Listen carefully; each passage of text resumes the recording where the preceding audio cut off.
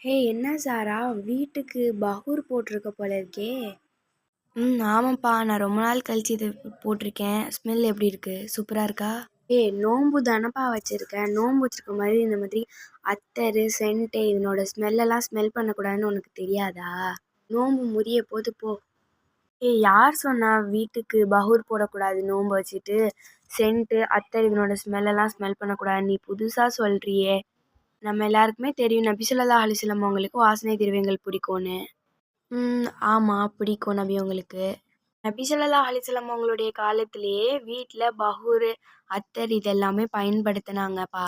அதனால இது யூஸ் பண்ணுறதுனால நமக்கு நோம்புலாம் முறியாது. இதை யூஸ் பண்ணால் நோம்பு முறியும்னு எந்த ஒரு ஹதீஸ்லேயுமே இல்லை. நம்ம வேணும்னே அது கிட்ட போய் ஸ்மெல் பண்ணி அதை உறிஞ்சினா அதுதான் நம்மளுடைய நோம்பு முறியும். இல்லைன்னா நம்ம நோம்பு முறியாது.